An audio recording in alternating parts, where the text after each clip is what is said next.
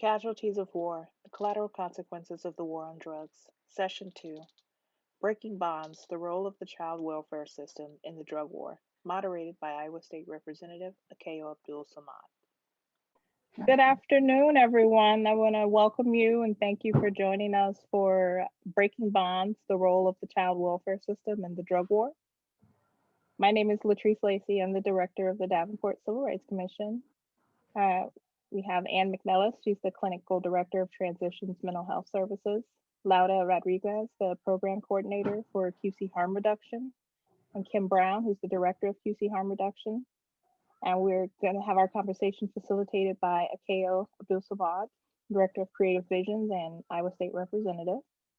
So today we're going to be talking about addressing and ending kind of the surveillance and removal of Black and Brown children, families by the child welfare system. It's kind of operating under the guise of helping families, but it's really being used as a secondary mechanism for punitive drug war enforcement. And instead of increasing the meaningful support for families to care for their children, we're kind of funneling them into a system that's ultimately going to harm them.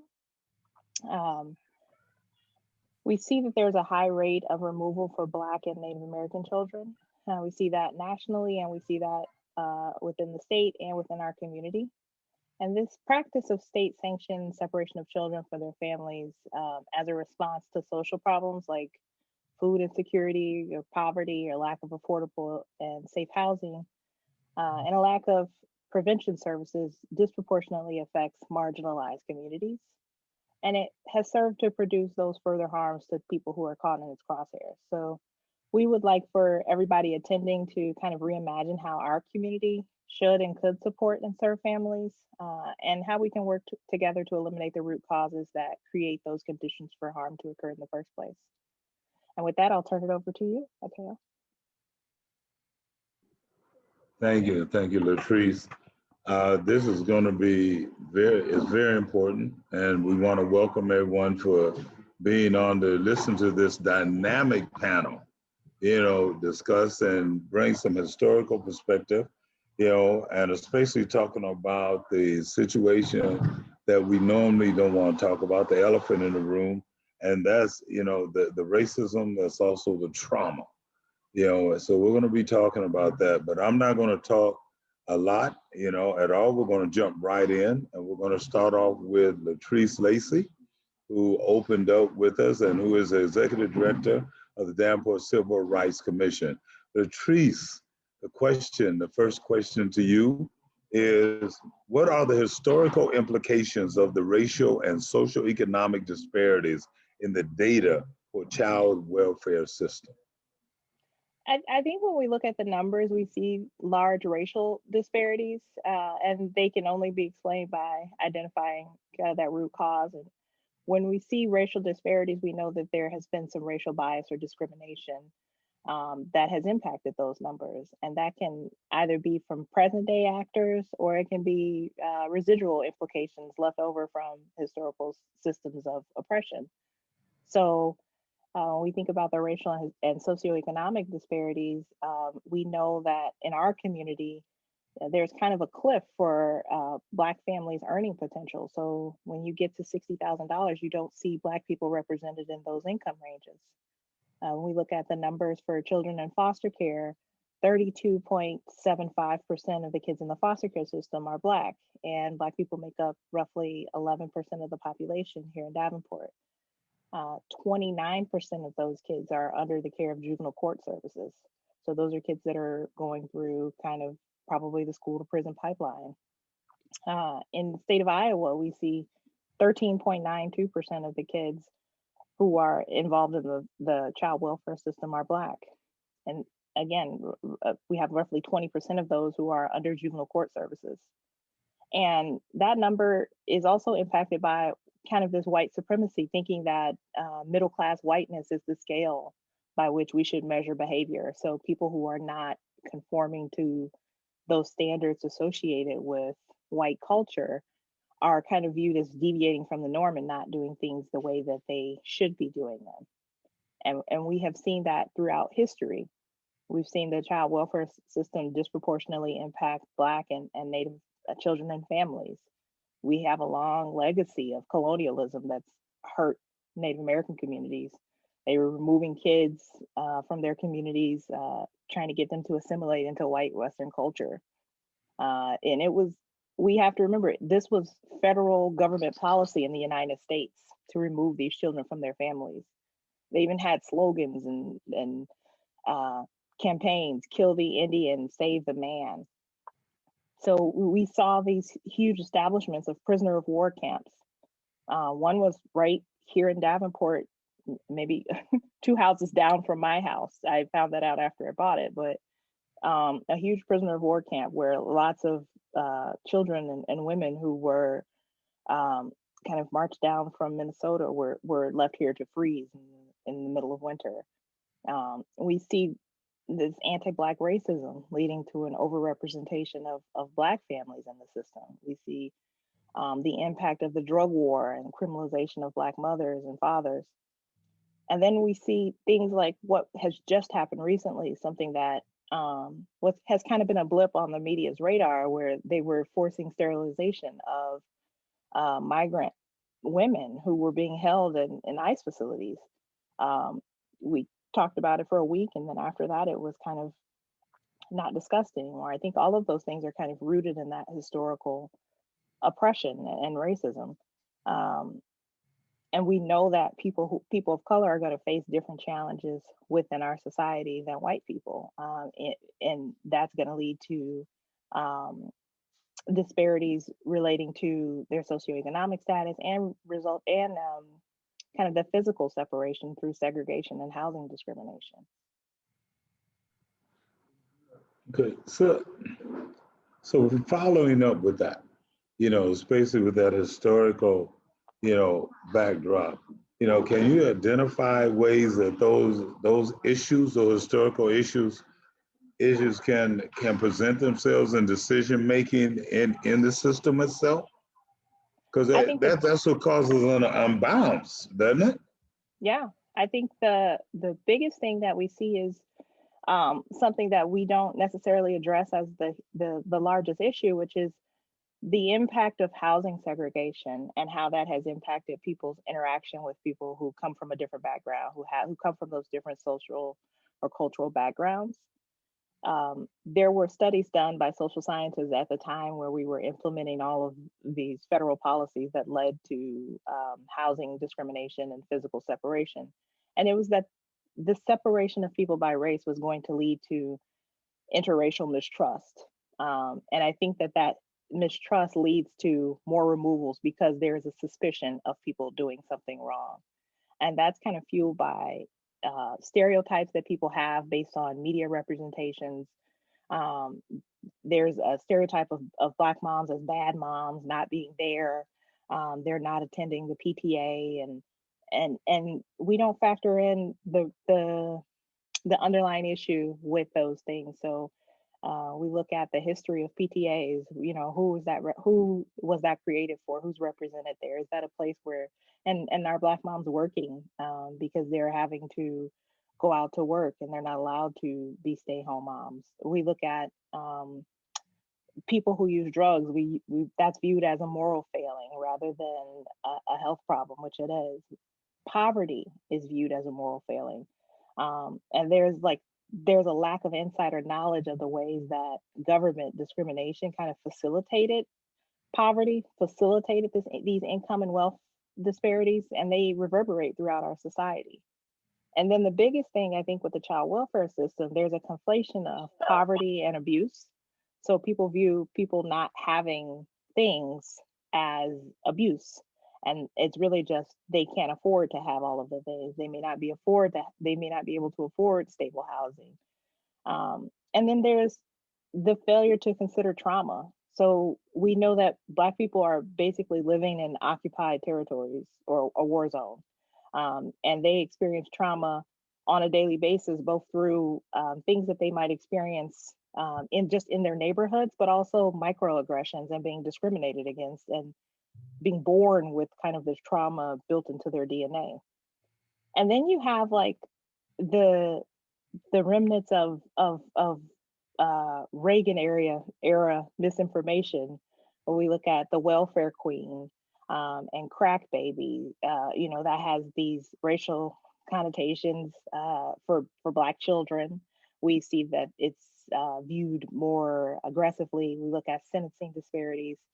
And then even after learning that a crack baby wasn't a thing, there was no effort taken to kind of undo this false narrative or give in any way give kind of even an informational campaign to say, no, this is probably more closely associated with fetal alcohol syndrome or smoking cigarettes while pregnant. There's been no effort to correct this historical misinformation because it supports this false narrative, and it supports actions that are taken that are not really targeted towards addressing the issues that we see. And what we see happen, what we see as a result of that is when Black families are brought into the system or have any interaction with the system, there's already an assumption that they've done something wrong. And because of that, it leads to a negative further interaction. I've specifically for our area, I've heard people say they bring in people who are newly immigrated to America or refugees, and they don't speak English, and they'll get caught up in the child welfare system, and then they don't have translated documents. So they're giving directives of things that they're supposed to be doing, but they don't have translated documents telling them what they're supposed to do. So you've given them direction to do something in a language that they don't speak. And then the narrative is just, well, they just didn't care about their kids. I would have thought that they would have done whatever it was. And it's a lack of concern for, or a lack of empathy and feeling like these people care just as much about their kids as we care about our kids. There's that way, those ways that separation kind of builds a barrier and allows us to view people not as fully human, I think. You touched on a lot. Latrice, you really did, especially going into, when you talked about trauma and you talked about the stereotypes, because the stereotypes leads to decisions that individuals are making, but not healthy decisions. Yeah. And that's what we're hearing you say. And I want to come back to a couple of things, but I want to move through so we get many of our panel speaking, then want to come back. I'm jotting down questions because, I think that we need to, tap into the root of the cause, and not just symptoms. And, especially when you talk about, when you have stereotypes, when you have children taken out, we have Ann McNillis, who's a clinical director of, Transitions Mental Health Services. And I mean, we talk about trauma. What kind of trauma are we talking about when we're talking about forcibly removing, a child out of the home, especially a child of color? And we're then putting them into foster care. And a lot of times it's in foster care with, especially a Black child within a white family, a Native American child, not even with individuals that they know are comfortable with. Well, first I want to start off with really nailing down that the loss of a parent is arguably the most distressing experience that a child could undergo. Our sense of belonging, our sense of connection, our sense of family and identity, it all begins with our family. Our parents and our family and the environment that they create are really the beginning template of our developing sense of ourself, as well as our developing sense of what it is to be nurtured and cared for. So when a child is removed, they are essentially abruptly divorced from their parents. They're divorced from their home environment, sometimes even from their own siblings, their neighborhood, their friends, and their school. And acutely, what this can cause is a child to go into the fight, flight, or freeze state. And what this state is a very traumatizing state for them to experience. When they have to quickly and often with very little planning, they have to start packing their belongings. Oftentimes they're given a hefty trash bag to throw their belongings into. To leave their home forcibly with a stranger, usually it's a child welfare investigator, and sometimes they're accompanied by the police. They climb into an unfamiliar car to be driven to a foster care home with a complete stranger who's now put into this caretaker role. They're possibly now in a new foreign neighborhood. They're in a completely strange home with an unfamiliar caretaker. They may have new strange people as foster care siblings, not to mention they're sleeping in a strange new bed that night. They're in a new bedroom. They have new family routine and rituals. I think I paint the picture here of how incredibly traumatizing that would be to be uprooted abruptly from what you know and who you know. And scenarios like I just painted, they're very common for the removal of a child. They spike a toxic stress response in their body that ultimately can lead to a very kind of chronic release of stress hormones that we know from research to damage the body neurologically, biologically.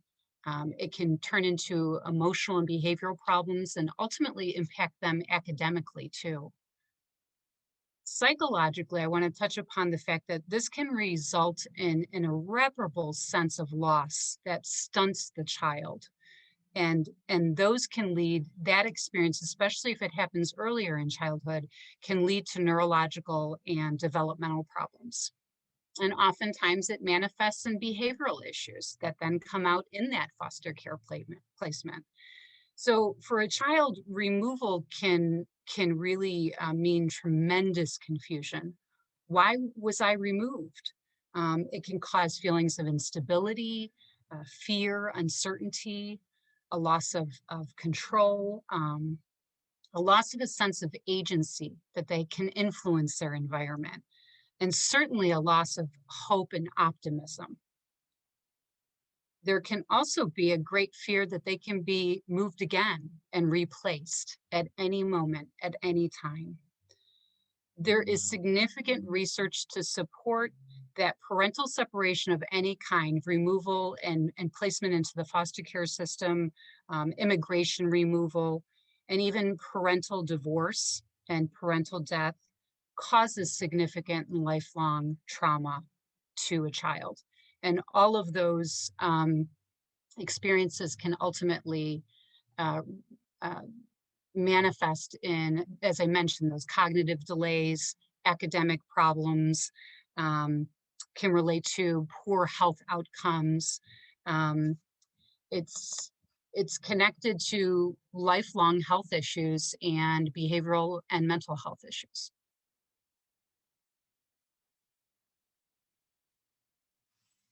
So tell me, tell all of us, how does that feed into addressing the racial disparities, in the removal of a Black or brown child, and also similarly, with the situation of non-brown, children. Mm-hmm.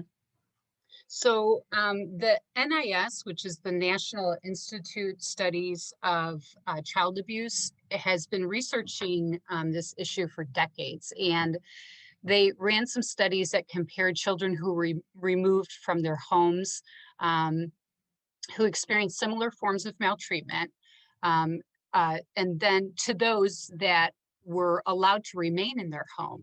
And what they showed is that Black and brown children are disproportionately removed for the same or similar types of maltreatment than white children, non-Black and brown children. And what they were able to connect from these studies is that these children who are removed for similar maltreatment had 2 to 3 times higher delinquency rates. They had an increased rate for teen pregnancy and birth rates. These children then became adults that had decreased earning wages. They were twice as likely to have learning disabilities and developmental delays. and they were six times more likely to have behavioral problems. They were more likely as adults to suffer with mental health issues and substance abuse issues, and they were 2 to 3 times more likely to have criminal convictions of violence. So we know that foster care causes trauma and harm to all children, but it does more disproportionately affect Black and brown children. They are more at risk for removal. And we already know Black and brown children are just more at risk for poor outcomes in the course of their lives, for economic hardships, again, poorer health, low academic achievement, teen births, criminal justice involvement, emotional distress, and even suicidal ideation. Oh my God. What? Okay, Ann, and before we go to Kim and Lotta, does this also cause more of the, of African American children and brown children, the Latino children to age out then rather than get placed? Yes, absolutely. There is a correlation between Black and brown children spending much longer periods of time, significantly longer periods of time in foster care, and a lower rate of them being reunified, and a lower rate of them being placed permanently in adoptive homes. So we're not moving anywhere in a direction, Latrice, with this history, we're not moving in direction for corrective measure, to cut down some of these disparities that Ann is referring to. So I mean, that's dehumanizing, as we get ready to go to Kim and Lotta. What do you say about that, Latrice? I agree. I think it is what fuels this cyclical system. So you have children who are they've probably already been traumatized before they have even gone to school the first time. And then they get into the system, and then they can be further traumatized. And it is really kind of this foster care to prison pipeline. And we see specifically here in Iowa, you see kids who are placed not only outside of their family, their kinship family, or extended family, they're placed in cultures where people don't understand them and might view them as doing something wrong just by virtue of them behaving in ways that they've always behaved because of cultural differences. And they get kind of placed in and out of home care. Like Ann said, they're kind of bounced around, and they're in there for a long time. You see the sentencing disparities that we have with Black parents, and we have this the law where if you're in foster care for 15 months out of the last 24 months, your parents automatically lose their parental rights. And that's like, the foster care system is one of the strongest systems that we have in our government, because they can terminate your parental rights to your child and terminate these familial ties. And sometimes forever, at least until the child turns 18, and they can go and find their parent if they so choose. But we don't talk about the impact of the system and whether the system is actually doing what it's supposed to do. All we see it doing is punishing parents with removing their children, and then it's putting children at risk for future criminal behavior. And I don't know how we could hope that the numbers are just miraculously going to change or get better, or outcomes are going to miraculously change or get better if we don't change how we are addressing what we view as the negative behaviors. And I just want to follow up on what Latrice said and say that the system is very well aware of these issues of overrepresentation.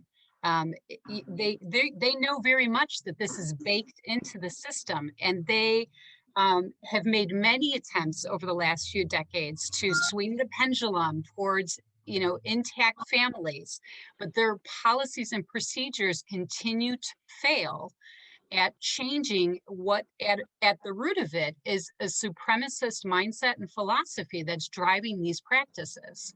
So it really does call for a new way of reimagining our child welfare system. Wow. This leads into our next two panelists. You know, Lara Rodriguez, who is the program coordinator at QC Harm Reduction, and Kim Brown, who is the director of QC Harm Reduction. How are both of you doing? Yeah, Doing great. you know, the thing is, as I'm listening, you know, to Latrice and to Ann, I want to say something that brings a little humor because, you know, it's saying sometimes you got to laugh to keep from crying, you know, because this is an issue where we're destroying babies, you know. So, you know, Kim and Lotta, tell us about the positive, the punitive and the dehumanizing use of the child welfare system as a component of the criminal enforcement mechanism in the drug war and its impact on family. You know, because we're removing these children, you know, from families. We really don't have a lot of resources for these children. So, I mean, give us your insight, you know, on this situation. I can speak to that if Kim's all right. Please. Fine. Okay. Basically, I think Latrice and Ann touched on some important points. This is a form of basically benevolent racism. It's this idea of, control over Black and brown bodies.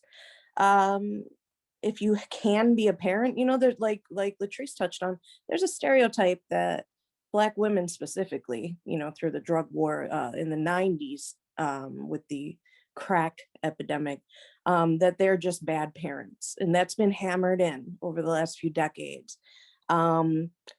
So there's this idea that, you know, already off the bat, there's this element of illegality to, you know, Black and brown bodies. Just everything they're going to do is going to be criminalized. And that's our system as a whole. But basically, if you can be a parent, if you are going to stay with your children, it has to match what white normativity is saying is good parenting. And, you know, as long as you're, raising your child to fit in and assimilate with white culture, you can keep your child. But the minute you deviate, there's going to be some pushback. Basically, there's just the whole system set up on a racialized, foundation. And without, I don't think there's any reforming this system. It's just completely unchecked, overpowered, and invasive, you know, on families, and so many different elements. Basically, and I think Ann touched on, or no, Latrice touched on the Adoption Safe Families Act. This was enacted during the Clinton years, and it severely impacted people who use drugs, and specifically Black and brown parents. It set this timeline of 15 months, depending on what state you live in. And then after 15 months, your parental rights are terminated. This harms people with a substance use disorder mostly, because there is a lack of access, and we know this here in the Quad Cities, to medically assisted treatment, which is the only scientifically backed, data-driven form of treatment, in favor of abstinence-based programs, which have so many negative side effects and are, objectively not working, or we wouldn't have so many overdose deaths and removals of children. But basically, there's so many barriers to care under this system. Those 15 months fly by if you are a poor person, if you are unhoused, and we know already that disproportionality affects, that will affect your likelihood of being unhoused, or not having a job, not having transportation, living in an area without access to a bus route to get to your treatment. There's so many things that are in the way that 15 months is just, it flies by. So these children are taken away. And the thing is, no one really thinks about the outcomes on the children. In all of this, we're finding that, the finding of maltreatment is usually just based on a positive drug test rather than a demonstrated harm to the child. There's not a different inquiry into, well, is the child being abused? We're just seeing, okay, you failed your drug test and now your child is taken away, or now you can't see your child with supervised visitation rights because you didn't pass your drug test. So it's just completely stacked against people who might have a substance use disorder. Let's see, I've got in 2017 alone, over 500,000 parents, almost all low income and disproportionately Indigenous, Black, or Latinx, were determined by caseworkers to have maltreated their children. And again, just on a positive drug test alone, or but a third of United States children have been subjected to maltreatment investigations, but it's over half of Black children. Over half of Black children. It's a third of children in the United States, but it's over half of Black children. So that's definitely an issue. I lost my train of thought, and I hope I answered your question completely. No, you did. You really did, and touched on a few other things. Kim, did you want to add anything to that, or can I hit you with another question? You can hit me with another question, but I did just want to just kind of piggyback on one thing Lauda said and a couple things that Latrice said. When she was talking about the 13.9% African Americans in Iowa, as opposed to the 5% of the white kids that get caught up in the child welfare system. I did want to say that for child removal in Iowa, 62% of those removals were for drug use. 62% in Iowa were for drug use. I couldn't find an Illinois stat, and I apologize, but I'll keep looking. And then I wanted to talk a little bit about the National Center on Substance Abuse and Child Welfare. This is what their stand is on drug testing. Assuming there are no other, and this is what Lauda was talking about too, there are no other safety, if there are no other, assuming there's no other safety concerns, a positive drug test or a series of positive drug tests should not be used as the sole factor for removal. And yet it is. They're saying right there, if their standard is keeping kids safe, right? They're saying that there's more criteria than a positive drug test or more than one. And no, apparently not. Positive drug test, they don't consider the kid could be safe. There could be no negative outcomes, and yet they remove them. So I think that's a good point.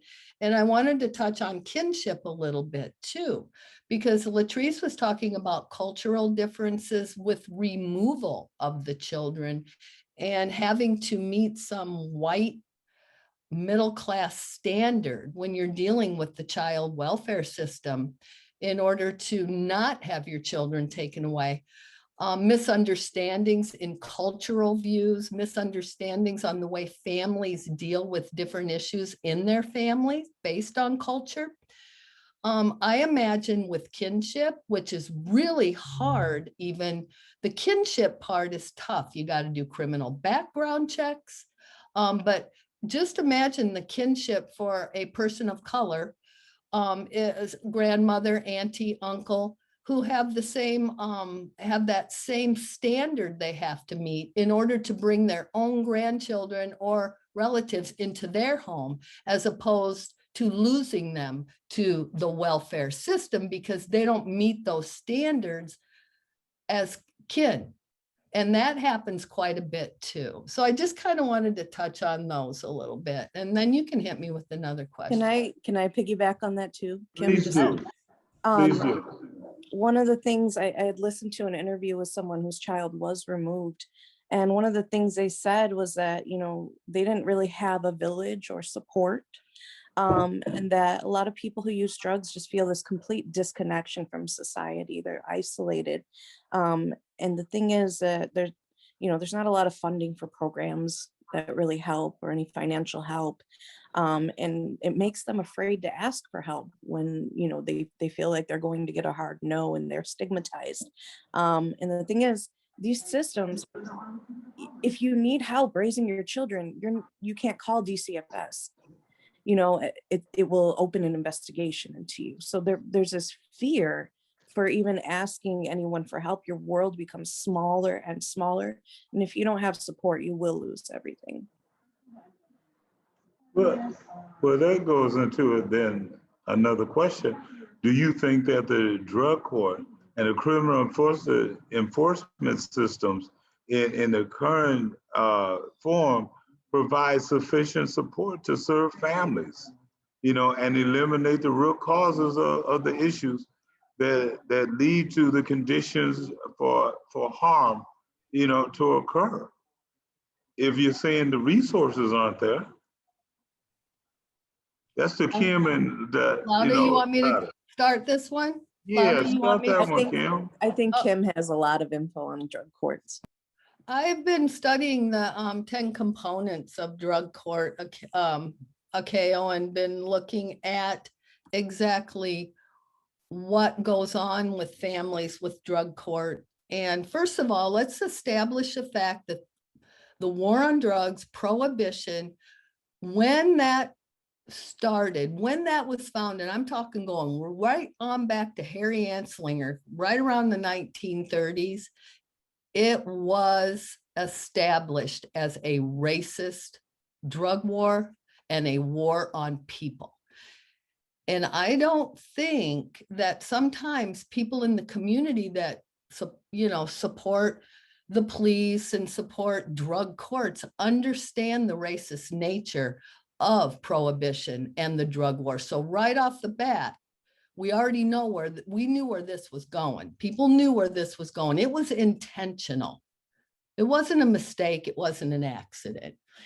So with drug court, there's a couple things going on that make your success at recovery, which is what they expect once you get caught up in the criminal justice system. Everything stacked against them from the get to the go. And we're missing one. And when we start talking about drug courts, we have drug court judges, we have drug court, we have law enforcement involved in drug court, we have probation officers involved in drug court. We do not have social workers, doctors, nurses, and those folks giving input into the decisions being made for the people that are involved in drug court. They insist on abstinence-based programs, which has a 2 to maybe 20% success rate, whereas judges will not allow people to utilize the gold standard treatment of a substance use disorder or chemical dependency, which is medication in the form of Suboxone, buprenorphine, or methadone. That gives you a 75 to 90% chance at success. So right from the get, their barriers are set up. They're typically court ordered to a religious foundation, abstinence-based treatment center, and expected to complete that. I think they get 15 months. They're expected to complete that successfully in order to advance in any way. They work,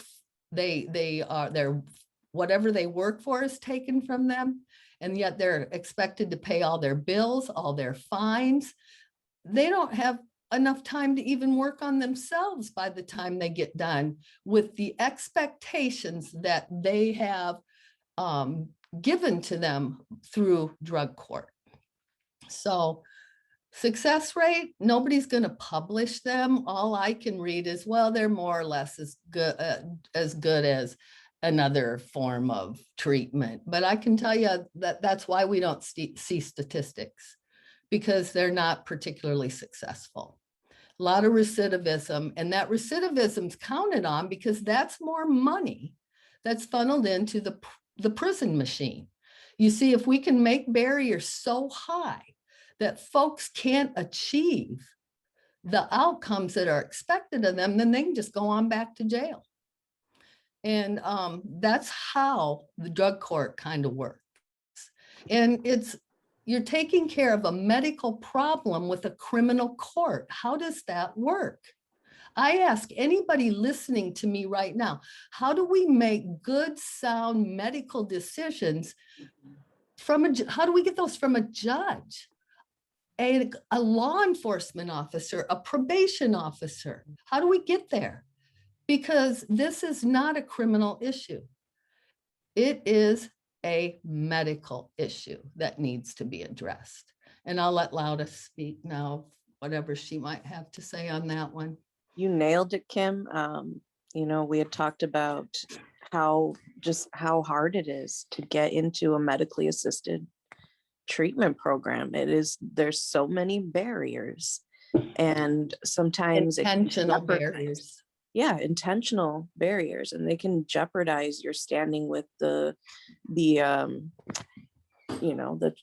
child welfare programs, because if you're on methadone, that's considered, you're on a drug, you're swapping one drug for another, is the general consensus there from the law enforcement community and from people who don't understand substance use disorders. And honestly, decision making should be made from a place of success stories from people who have lived through it, not only survived but thrived through the usage of drugs and parenting their children at the same time.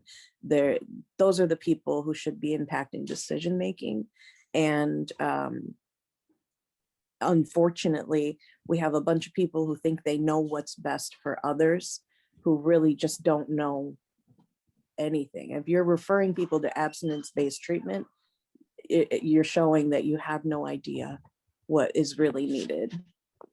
You're showing that you aren't up on the latest research and science, which is evidence-based. That's what you're showing. We have less than 15 minutes now.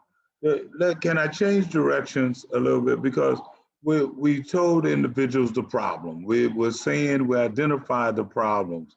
Let's start with a round robin here, and start with, let's start with Ann, because Ann, trauma is something that's there. And then we go Ann, Latrice, then we're going to go to you, and then Kim, and then Lotta, then we're going to end with you. We're going to end with that youthfulness, But what I want to do is focus on solutions. What do we tell people to do? How do we address trauma? What are we going to do? And, Latrice, what do we do historically? How do we start teaching, parents what to do and when they're in that situation? Kim and Lotta, what do we do if somebody's caught up in the system into the drug court? Let's deal with some solutions now, and let's hit hard, even if it's called disbanding. But I just want to say, so let's talk about some solutions. And Sure. Well, I'm glad you asked that, Akeo, because there have been movements around this issue that have used very strong language and that call it, it's time for abolition of the child welfare system. And there are several movements that have been growing for several years. As I've researched it, I was really interested to see that even within my own career and professional background, there's a social worker who's a professor of social work who has brought the movement of abolishing the child welfare system into the academic realm. And he is trying to educate social workers to join forces and to not be complicit and participate in the child welfare system, not take jobs in the child welfare system. And I will say that even my own field does not necessarily agree with that. We have the National Association of Social Workers that's pushing for child welfare systems to only hire master's level social workers. So I understand that even my own advocacy group is pushing against the idea that we abolish a system that is rooted in supremacy. But I love to see that there are other radical ideas that are calling for reimagining our child welfare system. As I did the research, I found out that the national average payment to foster care families is $900 a month.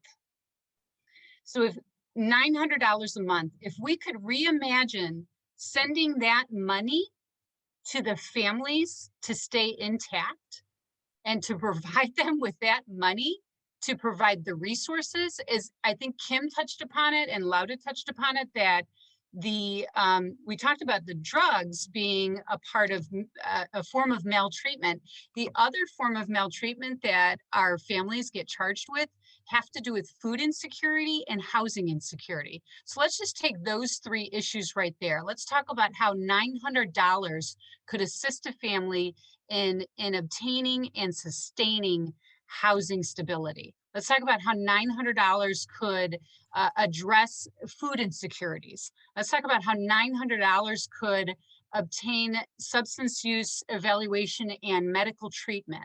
That money could be going to keep those families intact and to reimagining more robust resources in our community. So Lauda talked about it from a trauma-informed standpoint, that we have people that have been through this and survived, and their stories can inform us on how to change these policies and practices to be much more trauma-informed for not just the individuals who are struggling with the substance use issue, but their children, so that we can reduce the trauma that this system is inflicting on these families.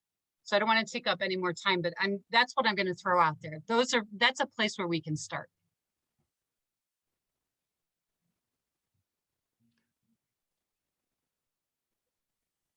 Latrice, can you follow up with that? Again, solutions historically. What historically, as a parent, if I'm caught up in the system, what should I do? What do I need to know, Latrice? I think one of the biggest things is that what we are seeing is that a lot of the parents are placed in a position where they're in a no-win situation, because it seems like no matter what they do, they'll be caught up into the system. I think from a historical perspective and cultural perspective, specifically with Black culture, we're taught that things that go on inside of your household should remain in your household. Mm-hmm. And so that can prevent people from fully engaging with the system once they get thrust into it. Because everybody laughs with, I'm with the government, I'm here to help. Nobody believes that. It's inevitably when you get entangled with a government service, there is some of your agency that is taken away. There are people coming in who are kind of judging you and viewing things that you're doing as wrong. And to piggyback on something that Lauda said was, people are afraid of asking for help, because then that request for help can be used against them as a basis for the removal. So you couple that with this feeling that things that go on inside of your home should remain in your home. People are judging you. Asking them for help can lead to additional negative consequences. People are kind of caught in a conundrum. And what we see with our numbers is that through the war on drugs, women were the fastest growing incarcerated population. And that has a huge impact on the foster care system. 90% of the kids whose fathers are incarcerated will remain with their mother, but only 25% of the kids whose mother is incarcerated remain with their father. So you have incarcerated parents facing this disproportionately high risk of like permanently losing their rights because their sentences are longer than the period that they have to get the kids back. And then we have the disparities with the sentencing. So for parents caught in the system, I don't know that we have a solution as of right now that is available to them that is going to kind of be this instant success in changing the system. I think what needs to happen is we need to change the system. We need to, like Ann said, if you can give $900 to the foster parent, you can give $900 to the parent. If the reason that these kids are being removed is because there's food insecurity at home, they don't have safe and affordable housing. Why don't we have a system set up where we can just provide that? It would make way more sense, and it would be way less traumatic for these kids for us to give their parents the assistance that they need to come out of whatever danger zone they're in, according to DHS systems. But as of right now, I don't know that we have anything in place to help people. So I'm hearing, from Ann and from you and we want Kim and I mean, are we talking about creating programs, getting funding, getting the government to fund like family reunification programs when you talk about people incarcerated so that children aren't taken out of home? And then Kim, what reforms do we need in drug court? What's the solution? I'm with Ann on drug court. I love that she used the word abolition. Let's abolish it. What I'd like to see, let's just remember what a chemical dependency or a substance use, opioid use disorder is. It's a chronic relapsing condition of the brain structure and functioning. I'm not muted, am I? Okay. Chronic relapsing condition of the brain structure and functioning is a medical issue. So, of course, I would like to say, let's just end the drug war. Let's legalize and regulate. Let's stop this nonsense. However, I know that that is not realistic, so I'm not going to shout it from the rooftops. We have too much to gain. A criminal justice system and every entity has that supports the drug war has too much to gain to end it. There's too much money to be made on human bodies, black and brown particularly, too much money to be made on them. And that is why it's carried on. So there's a couple things I wanted to say. Dr. Carl Hart, I said this the last panel we had, 70% of people who use drugs do not have a chemical dependency to them. They use them recreationally, 70%. So there are parents, and there's parents all over that use drugs and raise their children. They just don't want to speak out. Mm-hmm. They don't want to talk about it because apparently if you use a drug, you are a criminal, which is totally counterproductive to what Dr. Carl Hart has established with many studies. So first of all, let's stop scooping everybody up into the same net. We have trauma. We have chemical dependencies. We have a lot of trauma, poverty. That's what's causing all this trauma, basically, is poverty. Poverty in our neighborhoods. If we can do what UBI, $900, just like these guys said, that is exactly what you get from the well. Let's UBI it into the families. Let's provide some supportive services. Let's stop criminalizing human beings for putting something into their body. And I will let Lauda conclude. Lauda, we have 3 minutes, and we want to leave a second or so everybody can do a closing remark. But Lauda, from a young adult perspective, you're now the you're the program coordinator. How do you see this? What solutions do you see? I see it like my generation, millennials and Generation Z, are far more knowledgeable, I think, than the previous generations, just for the fact of having the internet, just for the fact of seeing things live as they take place. I think we are just more awake and are starting to realize that the systems don't serve us and our needs as the demographics change of our country. We are starting to realize that it was built for the benefit of white people, and that's a fact. So I think my generation and beyond are more open to the concept of dismantling and abolishing these systems because they don't serve us. I think the underlying issue is capitalism, and Lord knows that's a controversial one, but I mean, the word abolition is far more, far less radical almost in such a way. But really what we need is extra support for families in the community, that preventative care starting at prenatal care and beyond into a whole lifetime will change things. And in the meantime, the reforms, the repeal the Safe Family Act, that would change a lot. Decriminalize drugs would change a lot. There's so many things we could do, but it's going to take a radical imagination. Just a complete pulling it out from the roots is what is needed here. And I think my generation is ready to tackle it. Okay, we have a minute left. I think we can go a couple minutes over, Latrice, so everybody could have like a closing remark. Is that possible, Latrice? I want to stay within our time. Yes, You that's know, fine. one of it. Okay, why don't we start? Let's go back the other way. You know, let's start with Lada. Lada, we're gonna let you do closing remarks.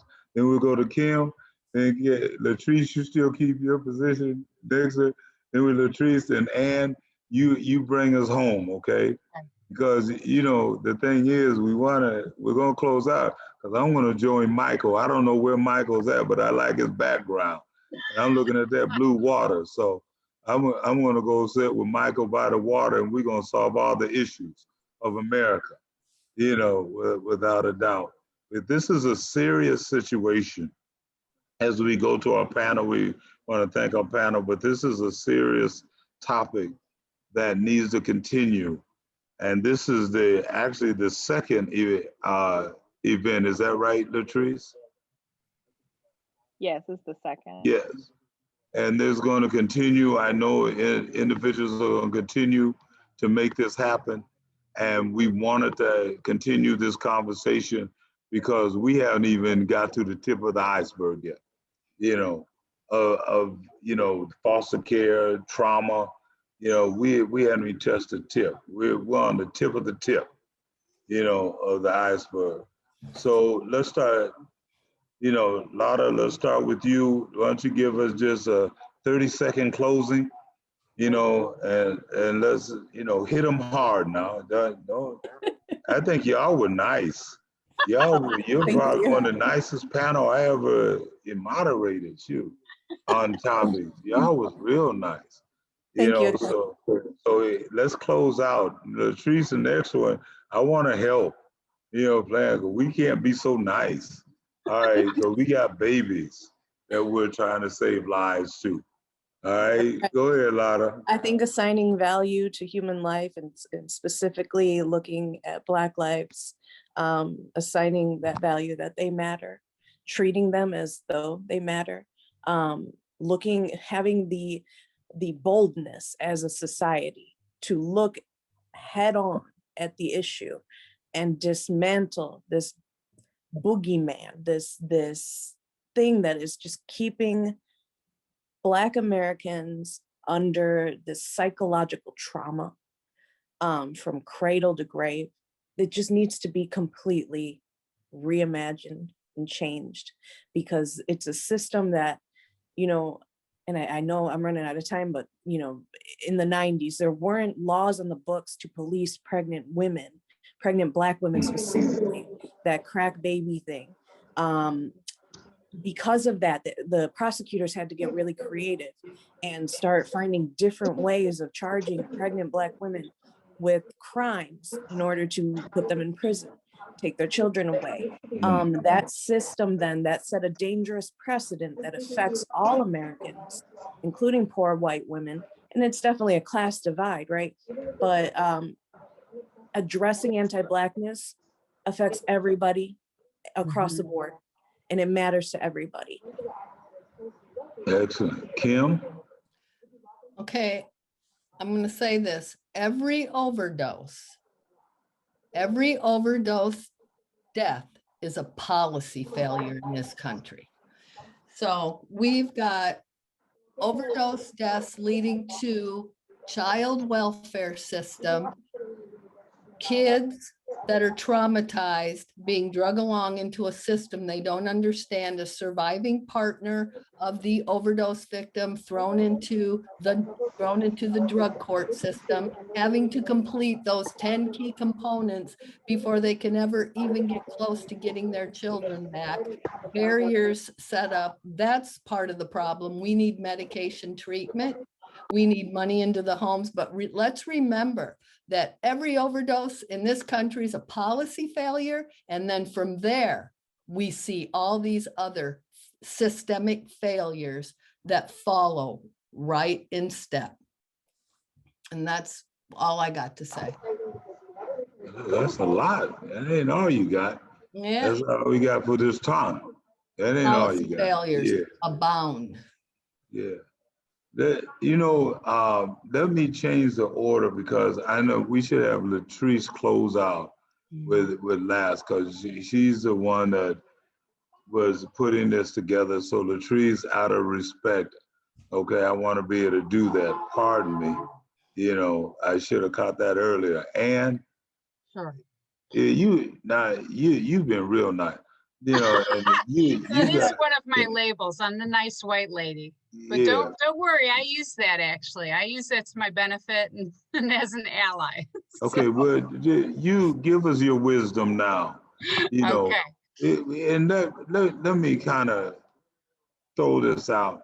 What would you say to allies that are sitting home saying, and to the, like where Latrice talked about those stereotypes and everything, that are sitting home and will see this at some point or sit home and say it, you have more Black people on welfare than white people. Those babies, they don't take care of their babies. What do you mean trauma? What do you say to someone who is of non-color? Mm-hmm. First of all, I think it starts with educating yourself, opening yourself up to looking at things through a different lens, opening yourself up to seeing it through a different paradigm. I don't want to take up too much time, so I do want to say that if you are compelled by this information, I invite you to research the Upend movement. I invite you to read on Dorothy Roberts' work around the child welfare system. I invite you to look up the movement for family power. These are national movements that are growing and that are calling for the abolition of the child welfare system. So educate yourself on it. The Upend movement is going to be rolling out particular strategies this upcoming year. This 2021, we will start seeing more campaigns coming out from them. Join that movement. And just to wrap up, we need to acknowledge that racial disproportionality and disparities exist in this system, and they are maintained, as Kim said, through the policies of the system. And we must shift our efforts to educating ourselves and examining and remedying these policies and practices that are creating and maintaining this racial inequity. We need to adopt an anti-racist framework to oppose the institutional and the systemic policies and practices that are perpetuating these inequities. The abolition movement calls for reimagining the ways that we can keep families intact and providing those necessary supports to ensure that parents can provide safe and nurturing environments for their families. And that's what I support. Thank you, Ann. Latrice, we want to thank you for pulling us all together in this and the whole panel, but this was your brainchild. What close us out, Latrice, with your wisdom, and where you're at, and we've talked before, Latrice, I never, I mean, I know you're a very dynamic woman and but you were so nice tonight, you know, and that's how, Latrice, hit us with change. What do we need to do, Latrice? We're losing babies. Yeah. We're losing these babies. We're losing parents. We got children aging out of foster care, and that means they're aging out of foster care and they're aging into the penitentiaries, into the streets, into addictions. Latrice, what should we do? I mean, come on, do that 1, 2 that I'm knowing you for now. Don't leave us out here like this. Well, one thing I want to say is it's not just me, it's a collaboration from all of our organizations. So we're all working on the events. And I I want to thank everybody for joining us and for sticking with us, even though we've gone over by a few minutes. I do want to say, Anne, you're more of an accomplice than an ally. You're out there doing Nice some white, work. nice white lady accomplice. Okay. We'll take it. I think the biggest thing, okay, is that this can't wait. People need to stop telling us that we need to wait before they take action. Because every second that we wait, there's another child, there's another family that is harmed. We need to stop using children as a punishment for their parents, especially for a health problem. This initiative is called Casualties of War, the Collateral Consequences of the War on Drugs. So we want to talk about all of the ways that the war on drugs negatively impacts our entire community. So we are focusing on the children and families who are brought into the system, but it affects everyone. And we need to figure out ways that stop the harm. And we need to do it through an evidence-based lens. We need to change the trajectory of the war on drugs.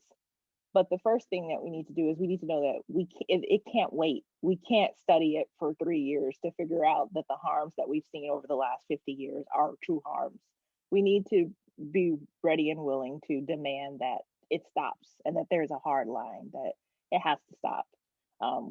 We have to change the system immediately.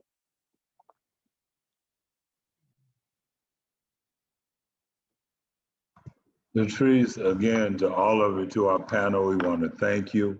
We want to thank the individuals who joined us this evening.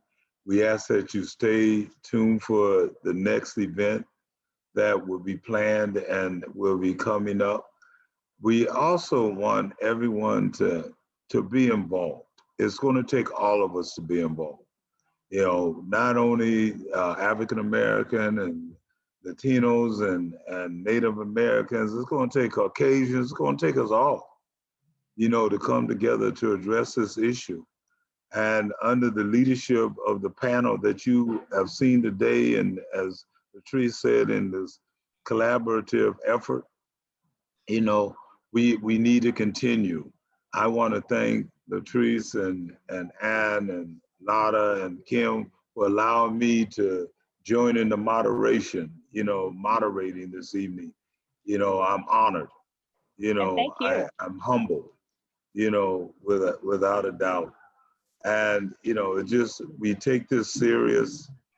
We take it serious because we are losing babies. We are losing our babies. Not only that, we're losing their parents, and we're creating a system of hopelessness in a country that should be pushing hope. We're helplessness in a country that should be pushing resources to help families stay together. That's where we're at right now. But it's going to take us all to make that change. Is it bleak? No. Whenever you have such a dynamic panel like this and people on the front lines working, it's never bleak. That means they're bringing hope and they're bringing solutions. And we applaud each and every one of you. We want to say thank you to all of you. Without a doubt, peace, love, and much respect and power. Thank you too, Akeo. Thanks a thank you, lot for Akeo. So being Yeah. much. Thank you, Kale. So I will ask permission from Latrice to close the meeting now. Can we close it?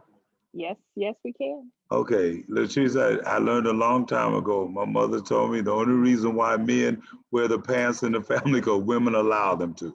So anyway, to everyone, I say be safe, get your vaccination, be strong, and remember, it's about the babies and the struggle is real, and we can and must win. Good night, everybody. Night, Akeo. Good night. Good night. Thank Good you. night, everyone. Thank you.